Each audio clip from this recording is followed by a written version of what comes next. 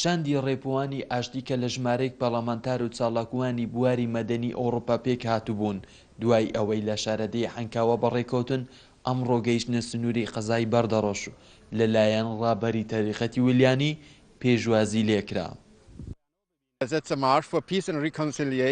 ئەمڕۆ زۆر خۆشحاڵین کە لەلایەن خەڵکی هەرێمی کوردستان بە گەرمی پێشوازی لە ئێمە کراو، بۆیە ئێمە ئەو ڕێپەیوانەمان ئەنجامدا کە ببینین دۆخی هەرێمی کوردستان و بلە چ ئاستێکدایە و ئەوەمان بینی کە کوردستان جێگەی پێکەوە ژیانی هەموو ئاینەکەیانە و هیچ جیاوازیک لە نێوان موسڵمان و مەسیحی و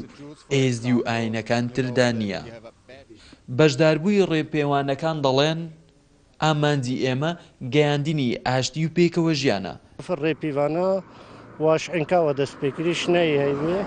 خطا القوش ما بس هاوي شعاري بجت التسامح والسلام قالك إنسانية أكاديمية أوروبية تدا دبيجن مزبط كردستاني وكي خوب ببينين شافي خوب ببينين كردستان يا حمانة دبيت بو حمابت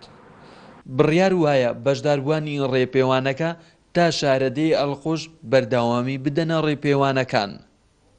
وفدك اتحاد أوروبي وجمع برلمان الألماني هاتا كرن كأبروكا هاتن زيارة تكيا روفي كر وبيشوازي له هاتا كرن طبعا أوان بيامك هبو فيابجهن نما